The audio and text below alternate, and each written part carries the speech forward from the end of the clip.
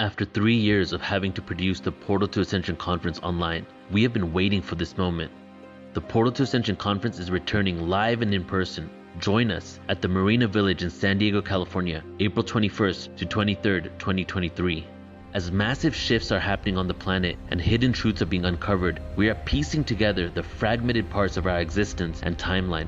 At Portal to Ascension, we are dedicated to full circle awareness of the truth of who we are and remembrance of our connection to the cosmos. This is showtime. There is no holding back. Now is the time for us to harmonize the frequencies and create unity and peace on Earth. We are deprogramming from an outdated matrix system, re-educating and remembering an inherent truth that connects us all. As we come together, we activate our truest potentials, individual gifts, and collective resolve. We are ushering a whole new reality that we know is possible and is waiting for us to embrace it. Join founder Neil Gore and the entire Portal to Ascension team with hosts Alan Steinfeld, Michelle Anderson, and Joan of Angels over these 3 days, April 21st to 23rd, 2023. We will experience musical performances by Larissa Stowe and the Shakti Tribe, Vox Angeles, Share the Light, Admiral Apollo, and Torquemji. This conference features incredible luminaries such as JJ and Desiree Hurtak, Adam Apollo, Carolyn Corey, Robert Schock, Linda Moulton Howe, Robert Edward Grant, Barbara Lamb, and many more.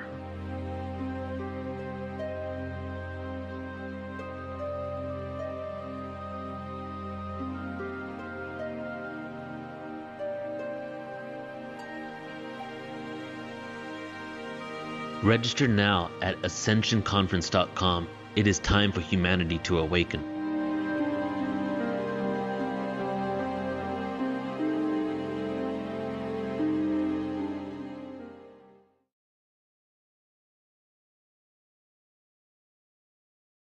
KAren, I just love you to the moon and back. Just to have a moment with you is very exciting. Aww. So, guys, I want to tell you a bit about KAren Swain. She is a teacher of deliberate creation, spiritual mentor, educator, inspirational speaker, host of Accentuate the Positive Media. Her show is fantastic, by the way. Author of Return to Love and Awakened by Death, and creator of the Awakening Soul series. KAren activates, accelerates, acclimates, and accentuates the New World teachers, supporting the light weavers. Just love that. The light weavers, indigo, starseeds, and difference makers, bringing in a new dawn of reality during these times of transition on Earth. She enlightens you to the power of your thoughts and beliefs, how they create your reality, and how to live in alignment with your emotional guidance system. And guys, this is guidance on a cosmic scale, remembering your connection to your spiritual team, multidimensional selves, your soul plan, why you're here, and how you have to live. So KAren, we are so happy to have you here. Oh, thank you, darling one. You've been multitasking today too. I noticed that you did a live before on Facebook. You did. You caught that, right? Yes, we did. We decoded the astrology of what's coming up in the next few days. But I'm thinking you have a presentation for us. Yes. And why don't you just take it away? Well, thanks, darling one. That's beautiful. First of all, I want to say what an awesome day it's been. So I set my alarm at 6 o'clock because it's midday here in Sydney, Australia, a beautiful sunny Sunday. It's spring here in Australia. We've had a cold spring. It's still a little bit chilly, but it's an absolutely superb day. And I woke up at 5 and I've basically been listening to everyone since 5 o'clock as I've been cleaning the house and making breakfast and getting ready, cleaning the house ready for the party tonight that we're having this afternoon. And I'm just blown away by everyone that has been speaking. You know, Joan was speaking about her art and showing her art in the beginning, and Michelle, heart-centered living, and Deborah doing her work since 1978. I'm looking at this woman thinking, you don't look old enough to have been doing your work since 1978. Ascension tips and healing the negative self so that we all raise our vibe and transmute and ascend and do the ascended master dance. I loved what she was saying. And Lorianette, oh my God, amazing. Similar energy, I thought, to Matteo Di Stefano, not because she's European, but just that remembrance of her connection to her multidimensional self and her soul tribe. I thought she was amazing. And the Stargate experience, there's been a lot of interactive stuff happening today, which has been beautiful, absolutely beautiful. I loved the Stargate experience. And Rebecca Hardcastle-Wright, isn't she amazing? Isn't she amazing? She's got 8 children. Exoconsciousness mainstream is making exoconsciousness a mainstream planetary movement. I mean, I'm with you there. And I loved what she said when she said we learned a lot about science, like everyone was thinking about science during COVID. And as humans, we've never moved more forward until we include consciousness in the science that we talk about, which is where allopathic medicine goes so wrong. You know, they just look down a microscope and forget to look out into the cosmos and look at energy. And her presentation on the crop circles was amazing. I know, I'll have to get her on the show too. Michelle said you want to get her.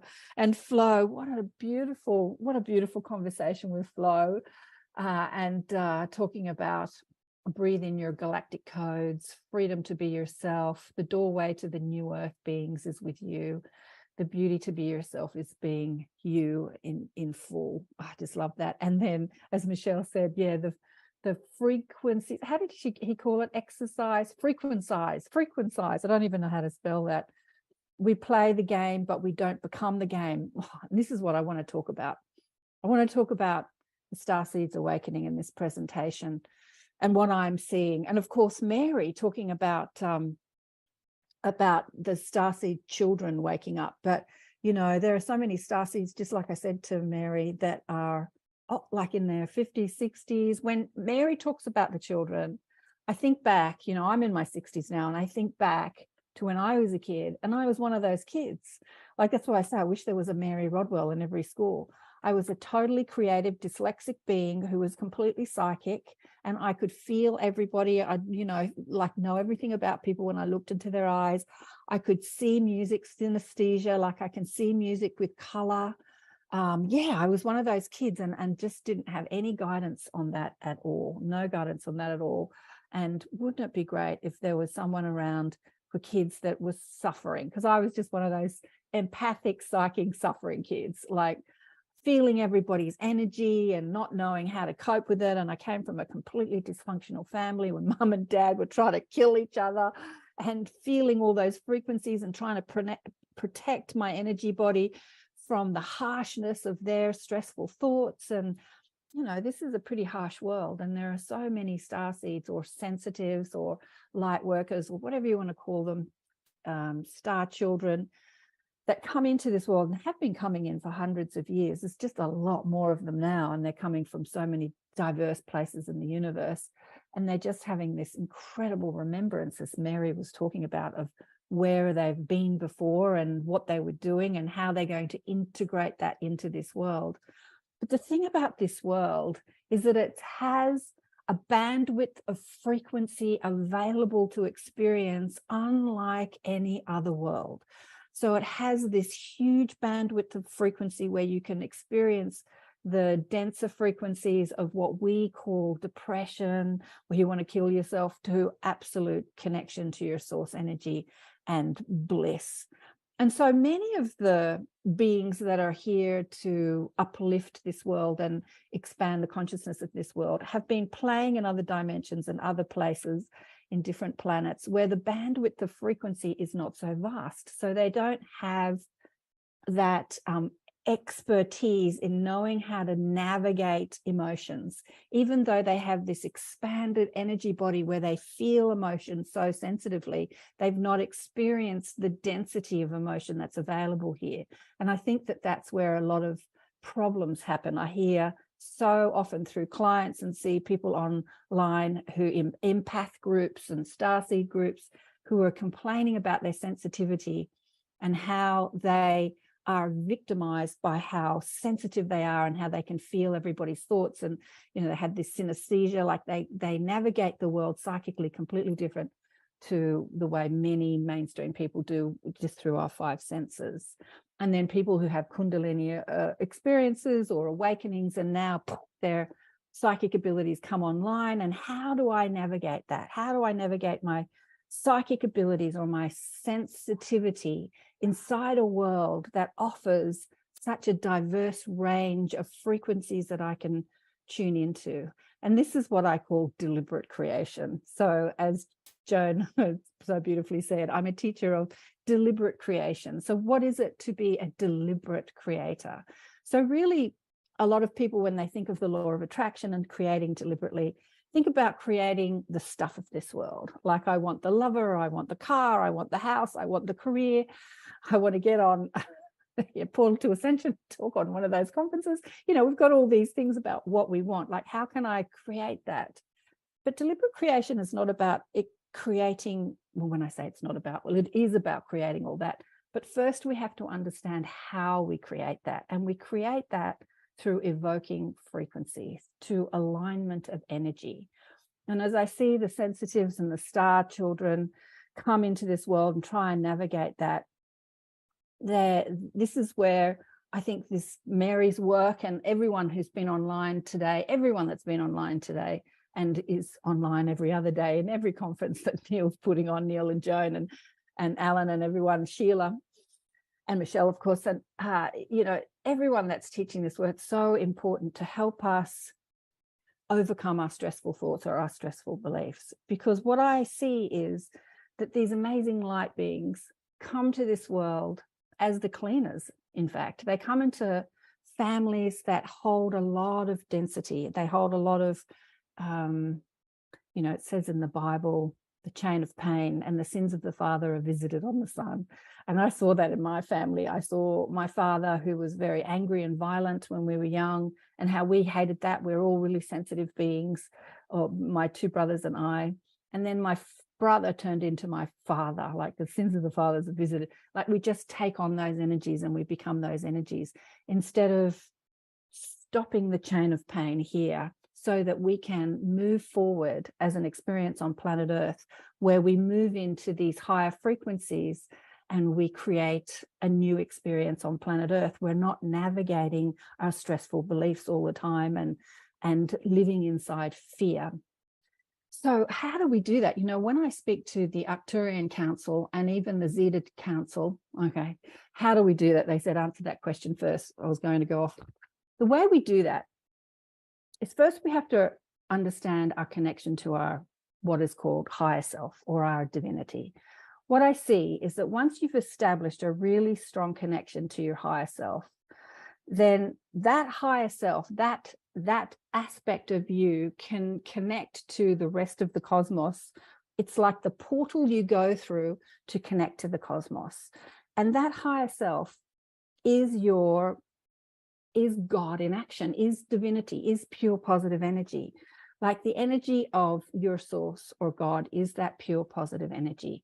And once you establish that as your knowing, not the knowing of your stressful thoughts, but the knowing of your expanded self, you have that portal through which you can connect to the rest of the universe. What I'm seeing is, when people don't have a really strong establishment with that divinity within them, that higher self, they can connect to other frequencies, but then they're connecting through the portal of their stressful thoughts, and they're having negative experiences, or what we deem as human as negative experiences. And they feel victimized by some of the energies that they're experiencing. When Rebecca was talking, she came into the Wish Alliance, and I heard her talk in the Wish Alliance, and I remember Sheila said to her, "Don't hold back, Rebecca." And she talked about some things that were like just shocking.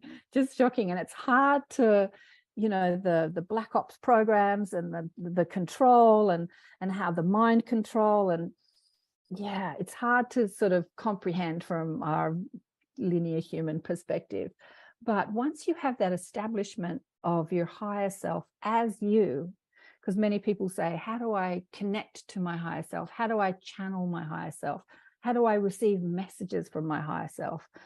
I had a client friend, member of our tribe, online the other day saying, I don't feel worthy enough to have that connection. And the guides came through and said, you don't feel worthy enough to be connected to your true self.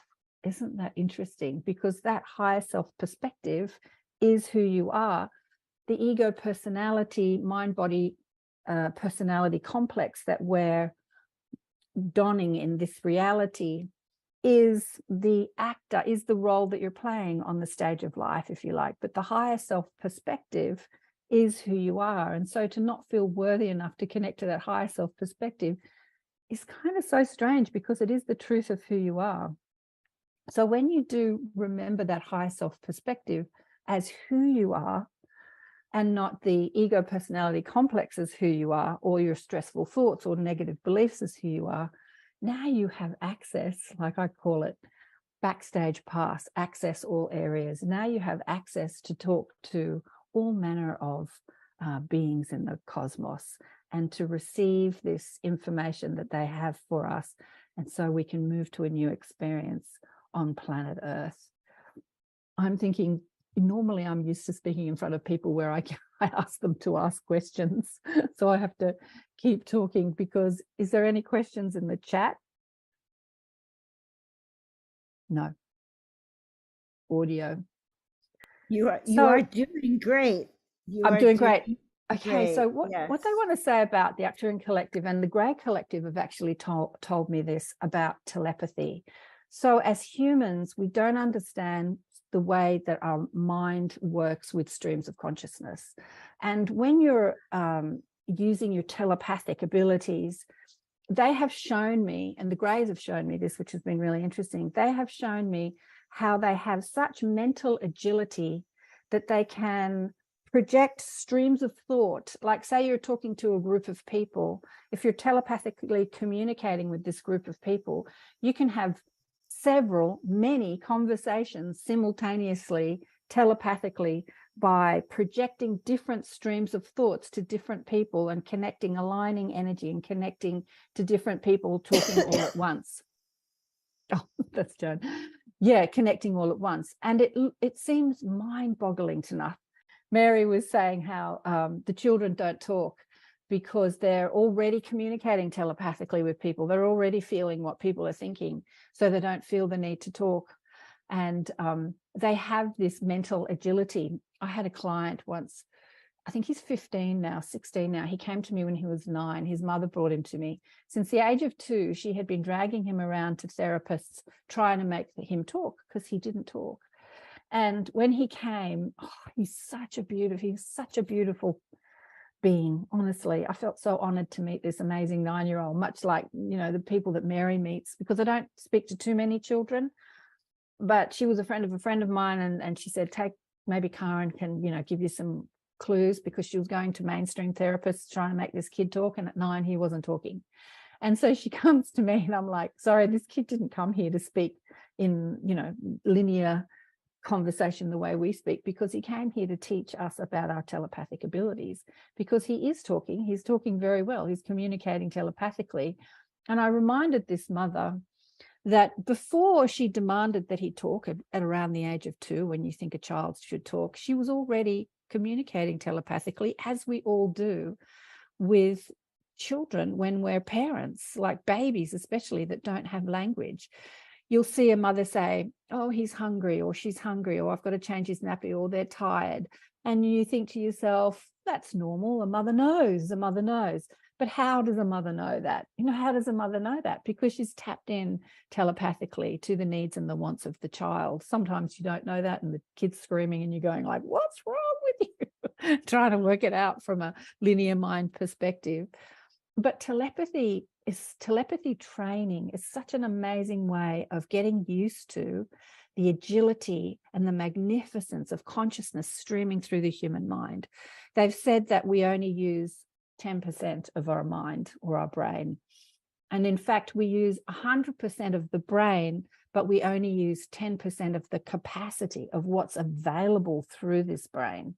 So this training that everyone has been doing online and everyone's talking about is us expanding our ability through our physical apparatus about what we can do, the agility of our human mind, what we do when we can stream consciousness through our human mind, and what's possible, how we can create, how we are the creators of our reality. For most people who are not having this conversation, have no idea that they're the creators of their reality. They know they want things, they know they don't want things, They're conditioned to think that getting what you want is hard, like you have to struggle or you have to work hard, or don't give up your day job. If you've got a passion, you know, don't give up your day job because it's going to be really hard for you to try and make money or be successful. Like, we're bombarded with these limiting ideas constantly on a daily, hourly, minute by minute basis through the collective thought forms, the vibrational spheres, and the mainstream media. And I think that as we awaken to the expansion of who we are as humans, we have to disregard those limiting thoughts and tap in, tune into the agility and the magnificence of who we are as humans with an expanded consciousness. Because there are aspects of us, just like Mary was talking about, that live in other dimensions that are here to teach us and bring us knowledge. And when we can tap into that through the portal of the higher self, coming through the portal of love, people call it the portal of the heart, having that wisdom flowing through you from that source of love, anything and everything is possible on planet Earth. Like, anything and everything is possible on planet Earth. I was having a chat to the guides this morning. Well, they talk to me constantly. I call my guides very irreverently the mob.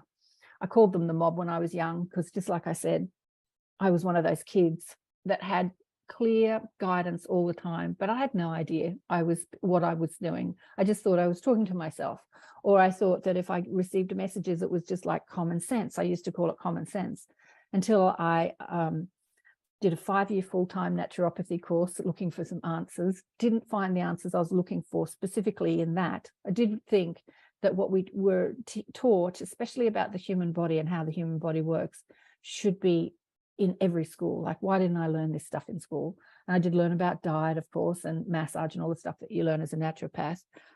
Had a baby, opened and closed a furniture and homeware shop, and was like in my mid-30s and lost.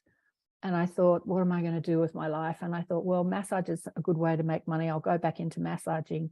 And I used to massage all manner of people. I was a mobile masseuse, and all these Hollywood movie stars used to come to Sydney to make movies, Australia.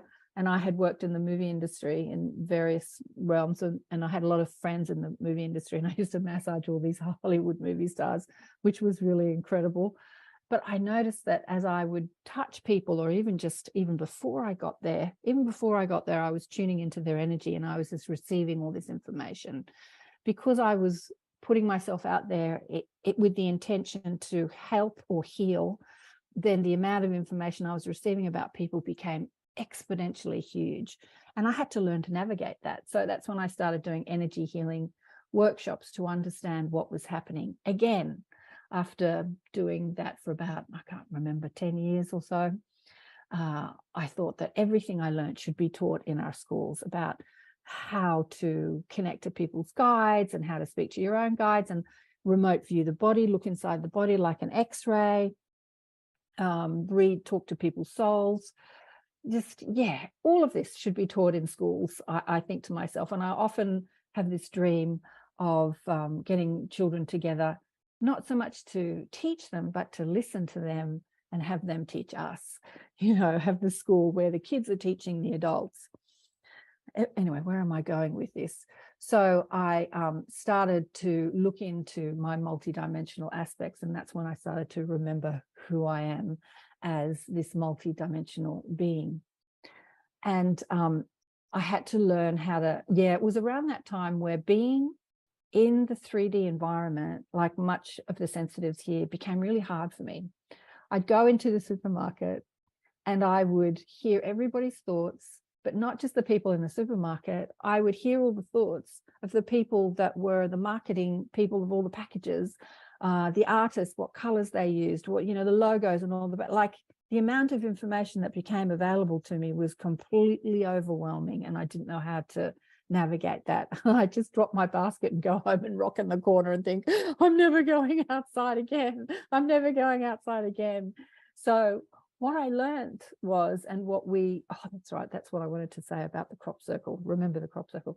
What I learned was that I had to clean up my own stressful thoughts first, because I was a vibrational match to the stress of other people when I was stressing out about myself, which was self-criticism and the I'm not good enough story that most humans, get involved in.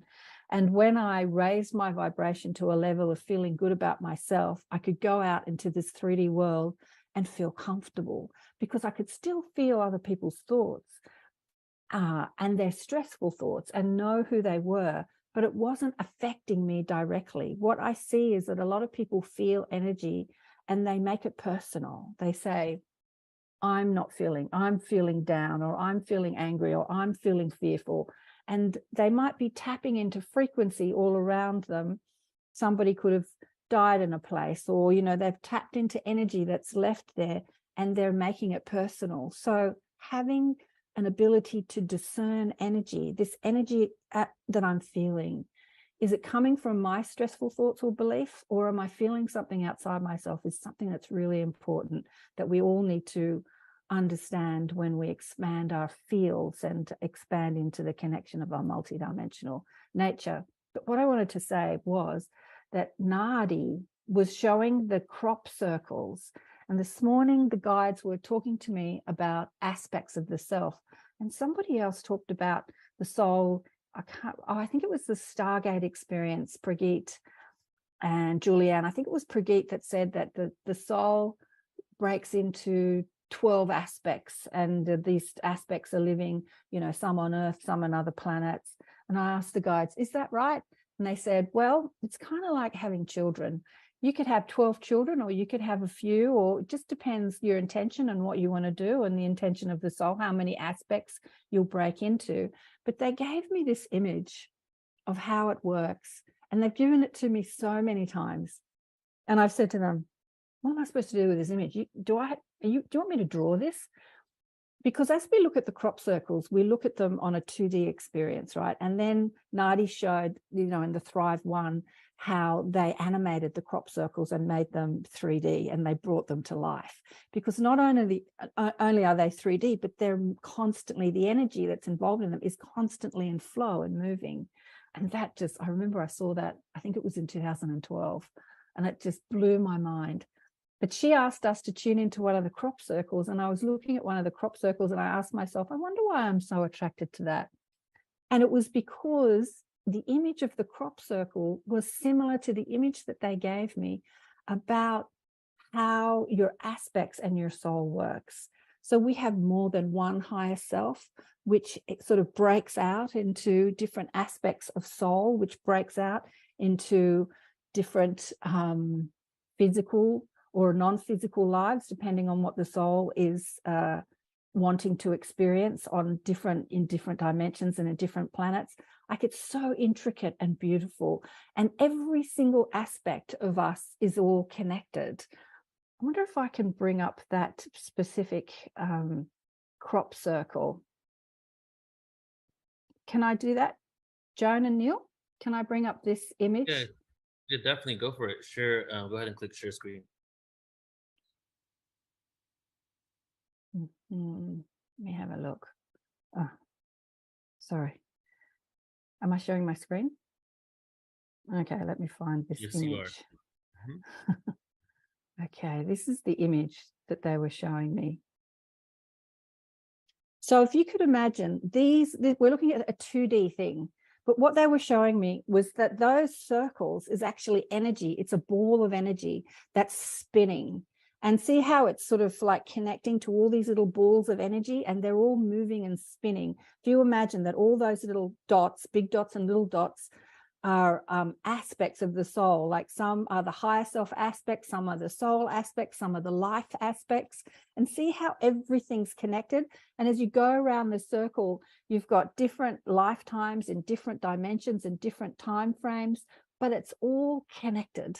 And it's all connected to a central aspect in the middle, which is like the higher self of some of your higher selves, which is more connected to the source energy that is God.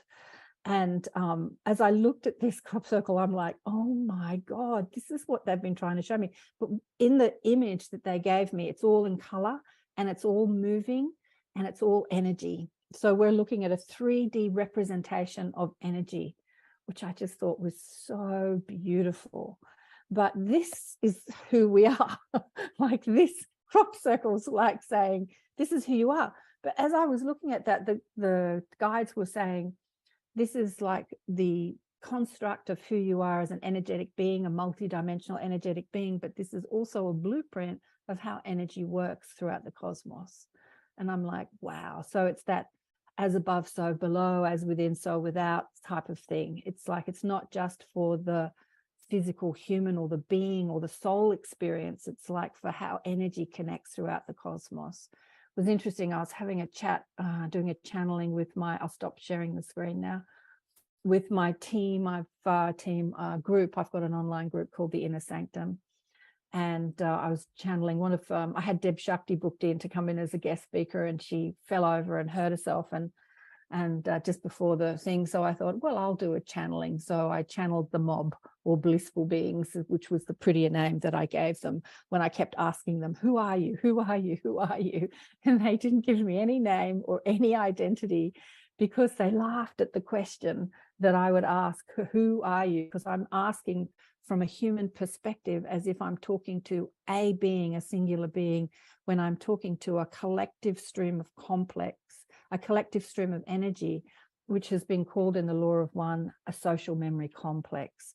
It's like, imagine all these millions of lives that have been lived, what everybody learnt from that experience, and all that energy comes together in a stream of consciousness throughout the cosmos, and you can tap into that stream of consciousness. And you're asking, who are we? Who are we? They said, we have been so many people. Who do you want to talk to? Like, pick someone and we'll show up as that person. So it's like the social memory complex of this part of the cosmos, or part of the universe. I think in the law of one, the people that were channeling the social memory complex of Venus, which gave a name of Ra. So it was a social memory complex of one planet.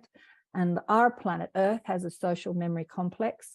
So a stream of consciousness of all the collective thoughts that's ever been thought, throughout the history of Earth and beyond. It's mind-boggling, isn't it? I'm getting off track again.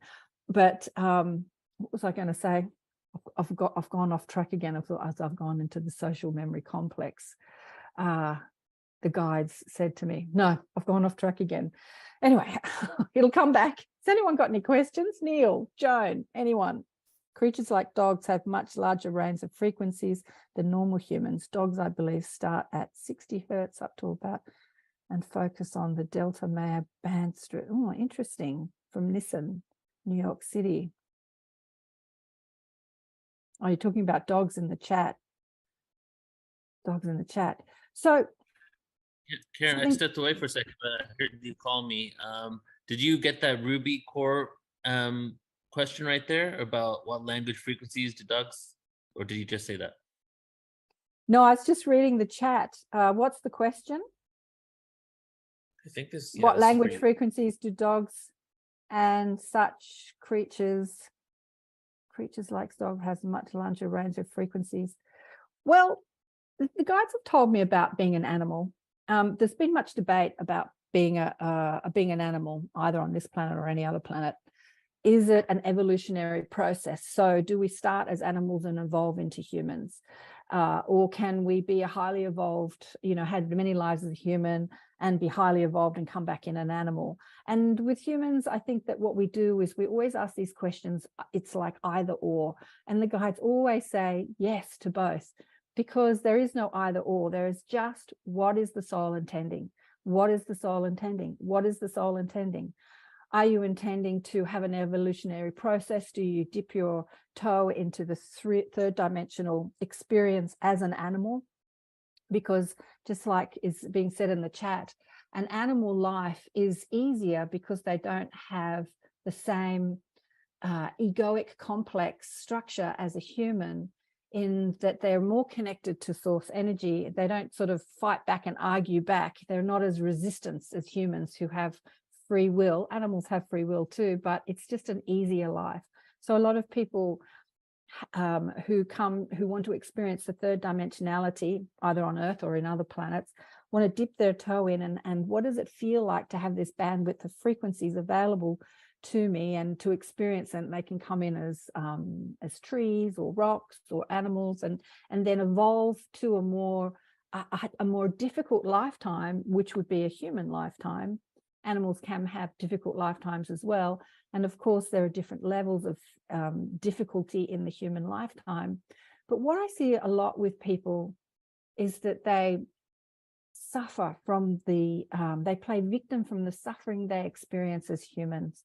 But from the soul's perspective, it takes an advanced soul to choose a lifetime where there's going to be a lot of contrast or a lot of suffering or a lot of stuff to get over.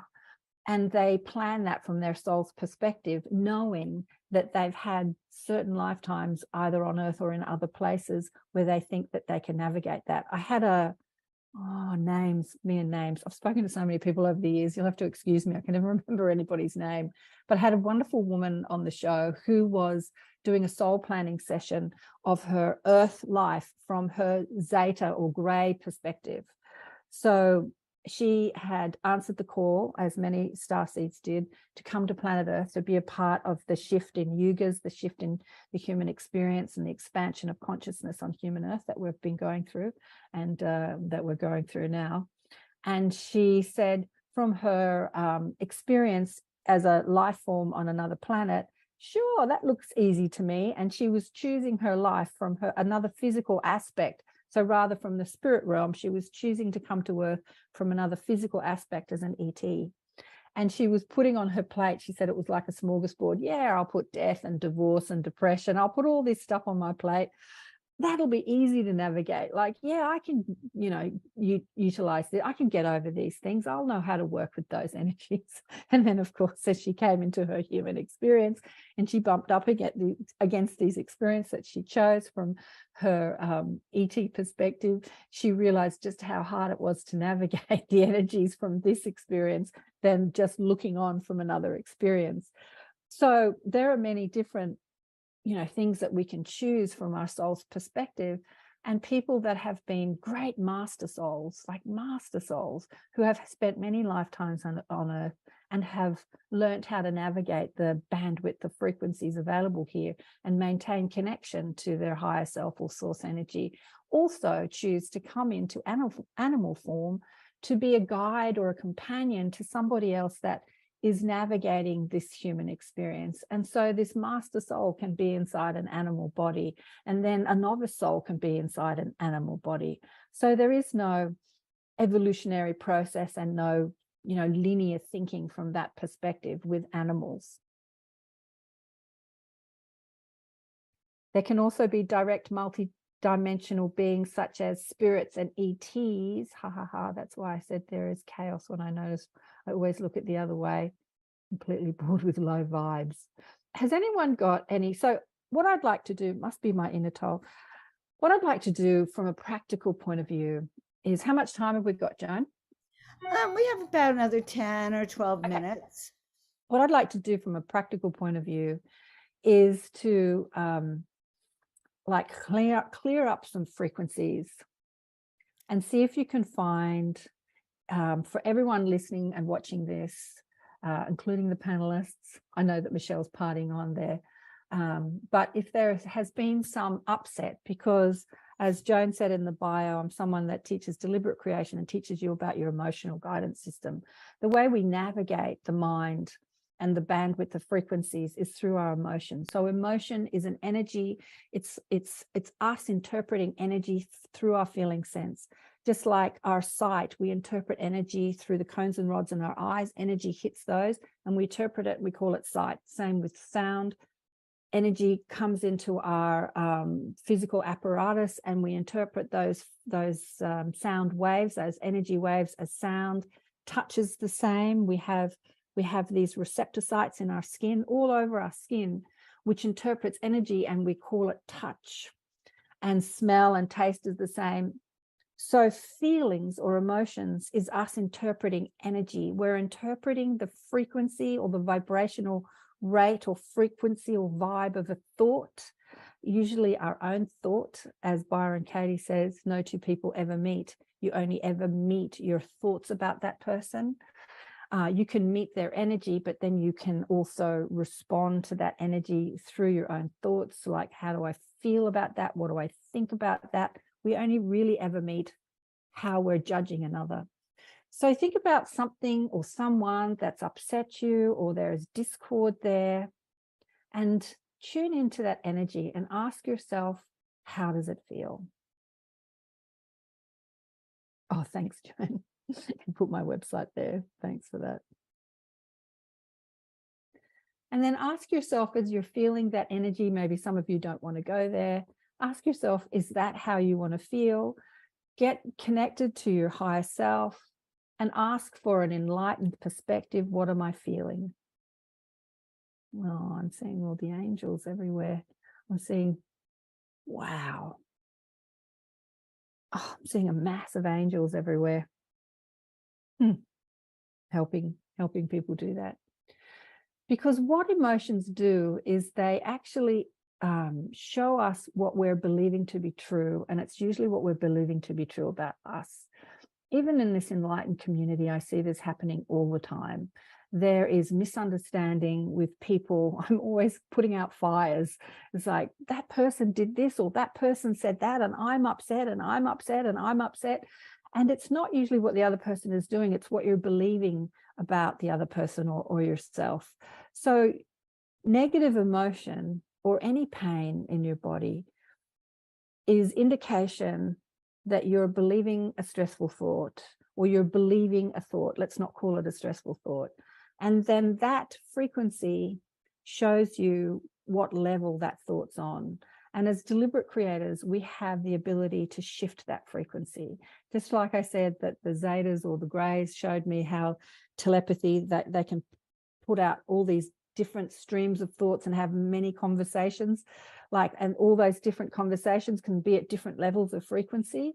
So this deliberate creation teaching is getting us really tuned into the stream of consciousness that we're thinking all the time, and learning to be agile in moving through consciousness, in moving through how we think and feel. So every time I hit a negative thought, I know in the moment I'm having it that I can shift that.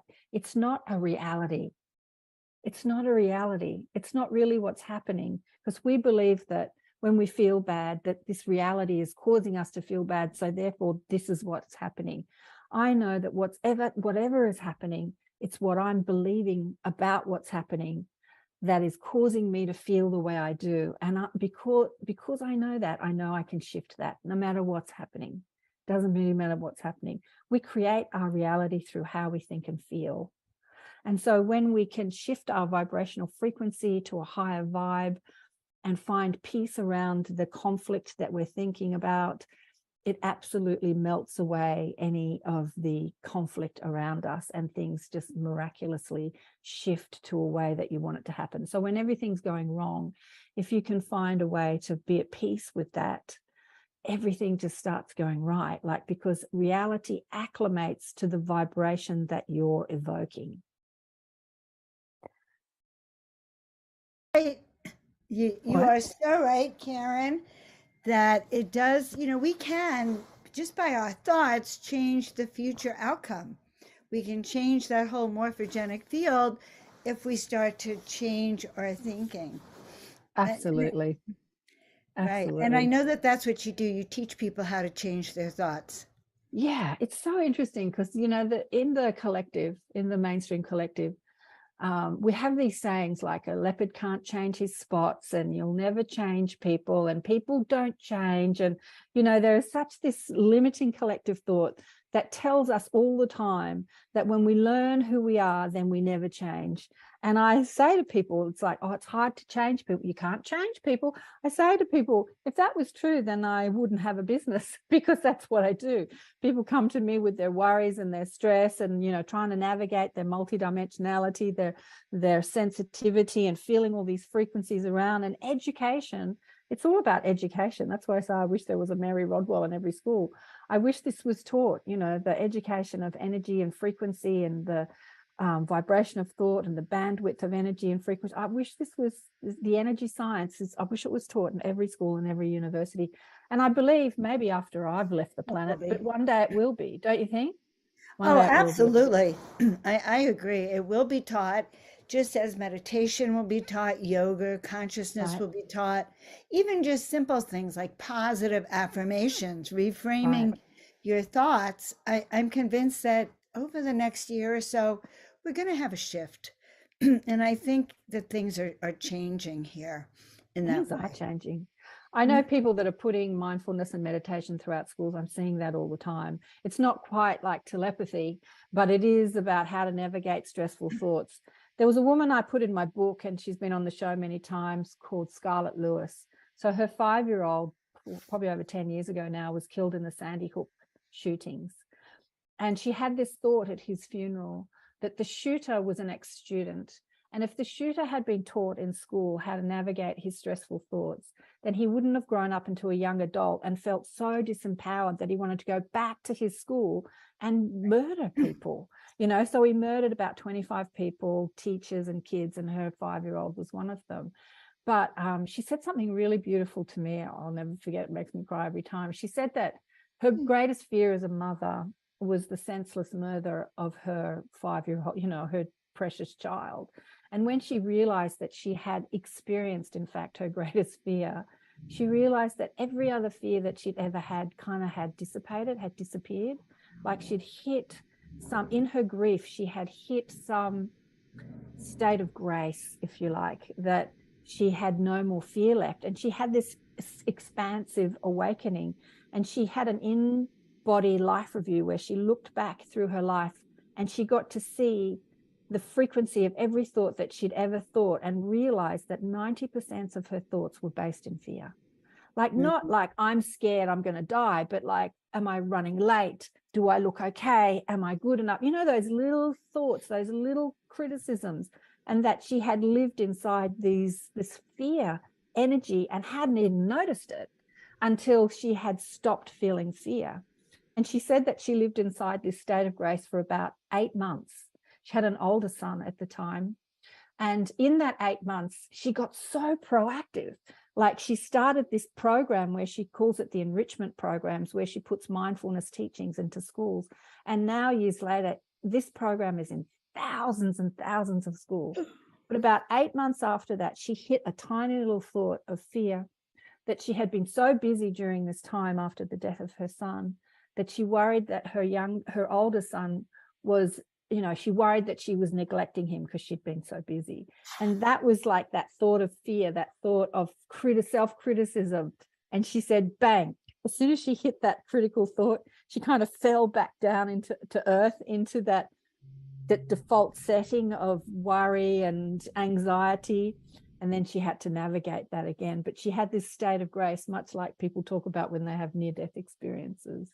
Well, right. And they also talk about how the moment they start to think of their life on the earth and their loved ones, they fall right back down here into their body again. You said something so interesting. I just want to comment, Karen. When my daughter was in my womb, it was like a month before she was born, 3 weeks before she was born, she was breech. And the doctor tried to turn her, and I heard her screaming to me. I had never heard anything like a scream like that before. It's like, mommy, mommy, tell her my cord's too short. And so we stopped. But I think it's just so amazing to me that we can hear everything that's interdimensional. We can hear the beings, we can hear our unborn children, we can hear our departed loved ones. We just have to trust that we can weave that. Absolutely. I've got a little nephew who I just adore, and he's one of those kids that Mary talks about. Like, he just turned 21 on September 11. He was born the day the towers came down.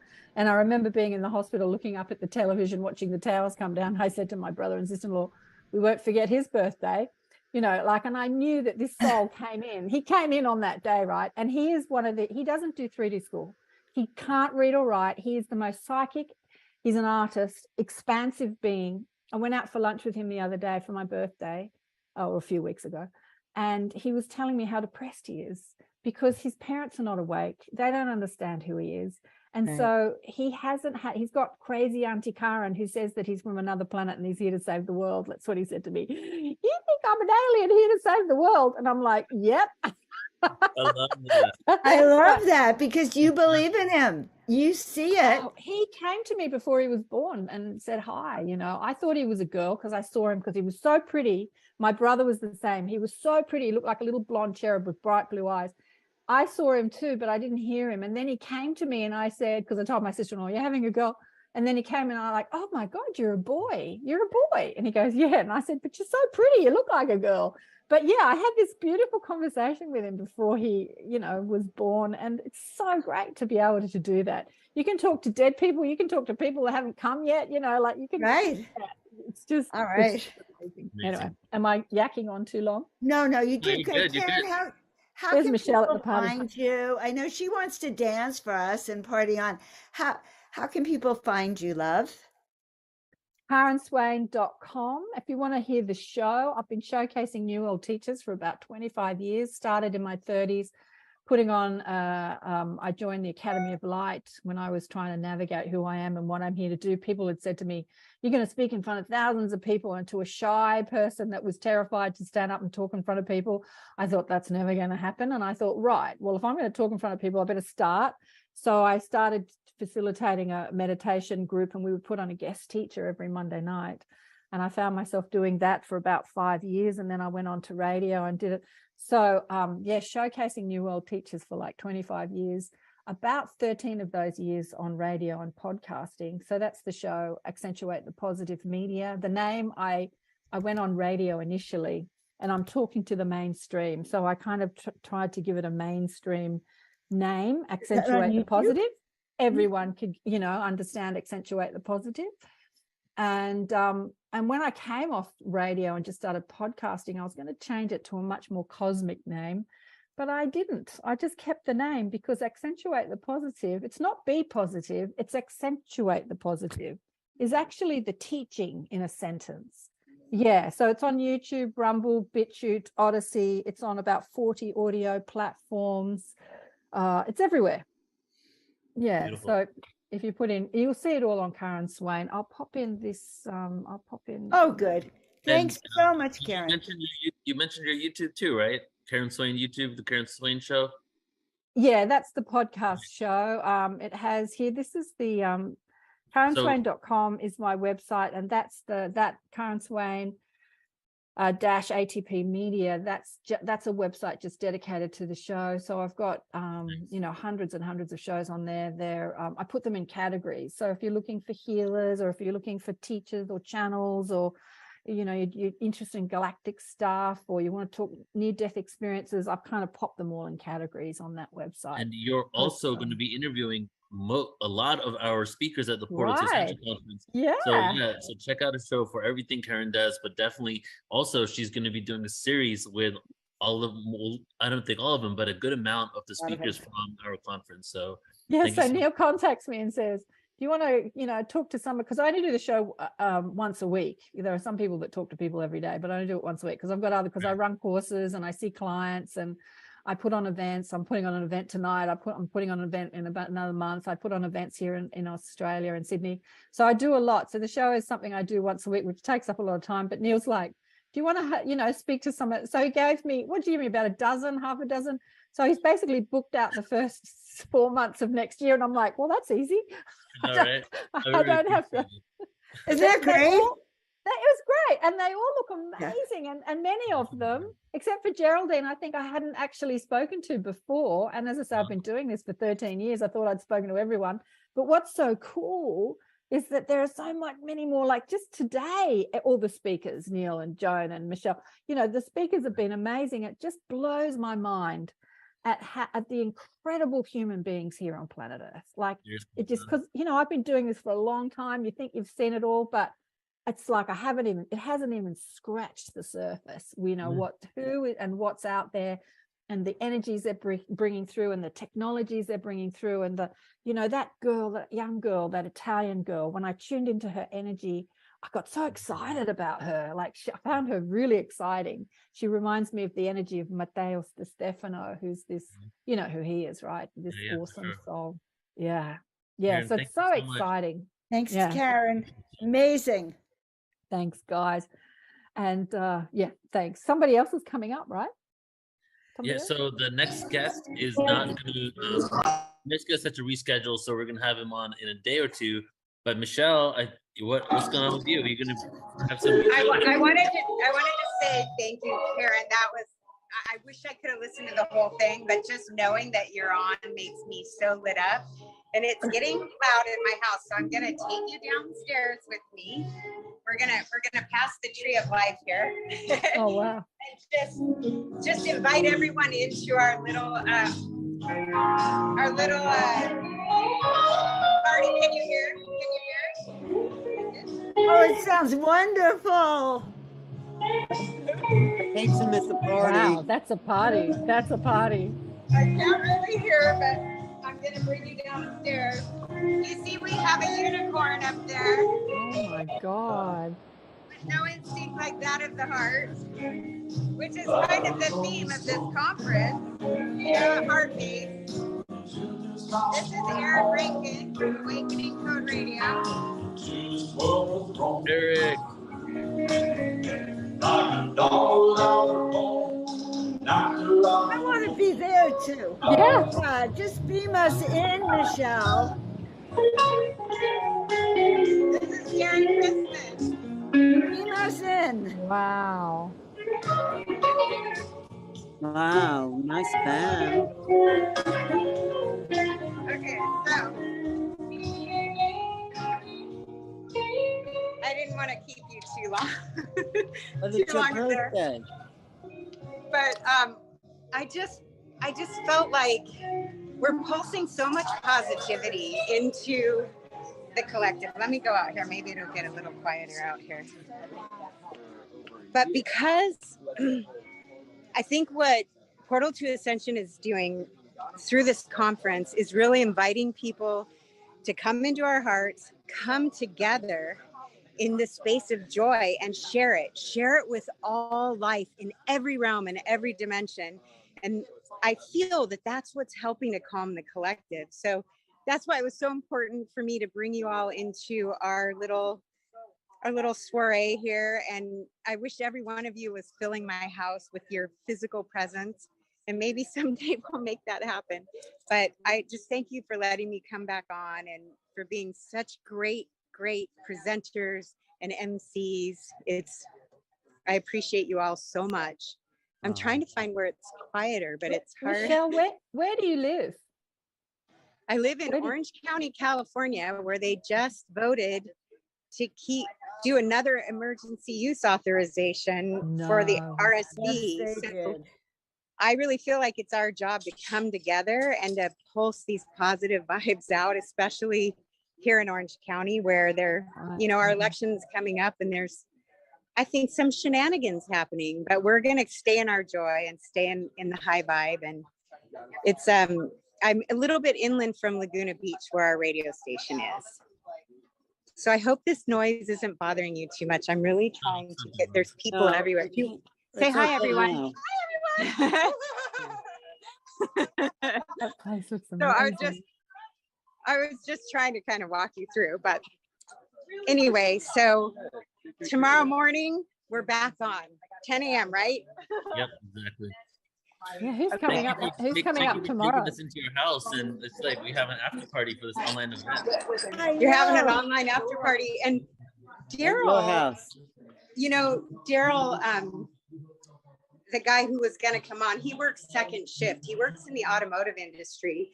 But what Daryl does, look, I'm trying to find a quiet spot. Here's an Egyptian painting here on papyrus.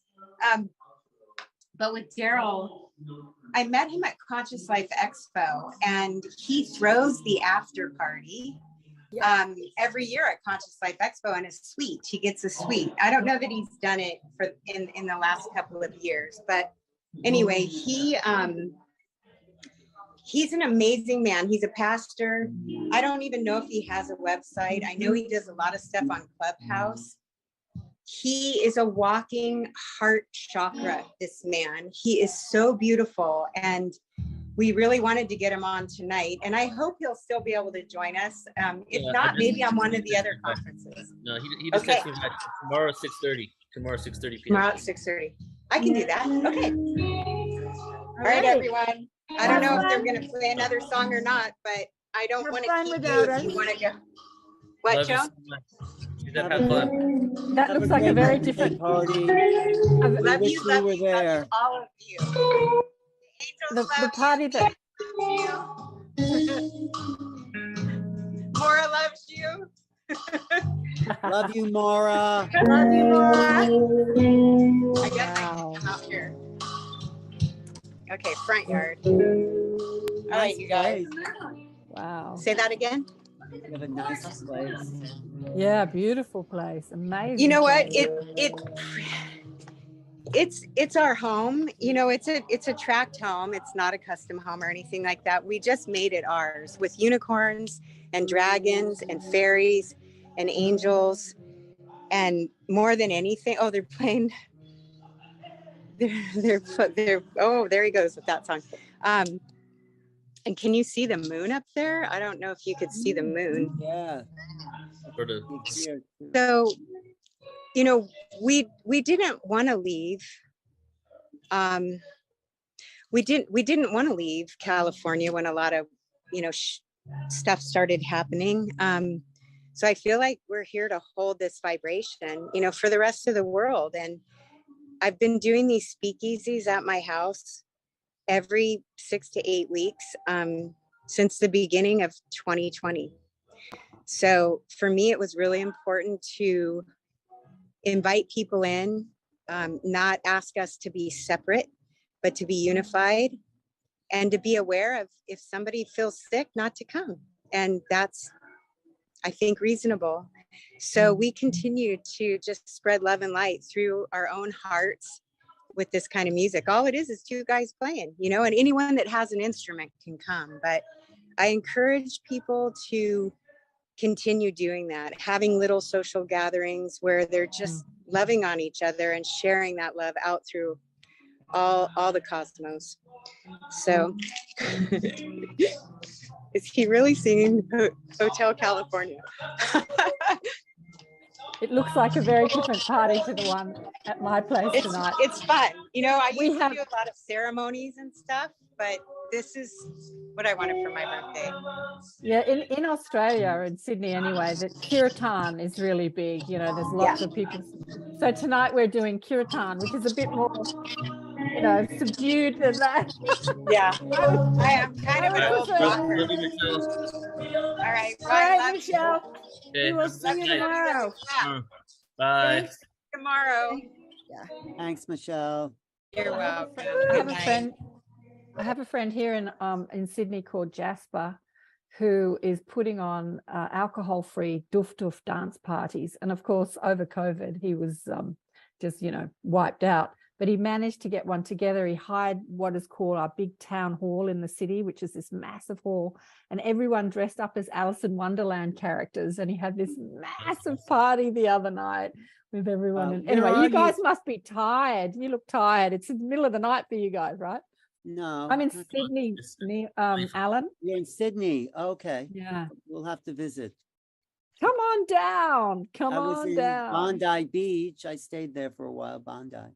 Bondi's up the road from me. I was in Bondi the other day because we've had sculptures by the sea. Did you ever see sculptures where all these artists put these sculptures on the path, walking from Bondi to Bronte, and all this artwork is all, oh, it's beautiful. Yeah, we live in a beautiful place. Come on down, you guys. Okay. I would love to go to Australia. I always wanted to do a little tour across Australia doing some events. Yeah. It'll happen one time. Do it. Well, that is the whole day then, Neil. Are we finished here? That's day 3, y'all. And I'm going to do a couple poems, and we do still have Costa's video. So we're going to do what we did yesterday. After we close out officially, we'll play Costa's video. Okay. But yeah, it's been amazing, guys, right? Like it has really been an amazing day. As I said, I got up at 5 o'clock and I think I watched pretty much all of it all of it, as I've been cleaning the house and cooking for tonight. But yeah, it's been fantastic. The amount of the diversity and the similarity in the speakers that you've pulled together is just amazing. Right. It's been So much really awareness. enjoyable. I loved it. There's so much synchronicity with who goes after the other person. Right. It doesn't happen. It's not done. It's to happen consciously on the higher levels, but I'm not like thinking it out in the moment, you know? So I just see how everything flows. And a lot of times, a lot of people who know the spirit person before happens to go next. And there's like a connection there because they already shared time together, you know? So I just, Mary and I've worked together. I've had her in my house and she's done courses in my house, just little courses. Amazing. Where she's asked people to meet their galactic aspects or their spirit guides. And yeah, I love Mary. She's just phenomenal because she lives miles away from me. She's up in Queensland, which is miles away from me. But she was down playing grandma in Sydney. And I said, oh, you're in Sydney? Come on, let's have a gathering. So we did that a couple of years ago, before COVID. Everything was before COVID. Right. Anyway, love you Mary guys. was a highlight. Everyone. It's been a great day, Neil. Thank you.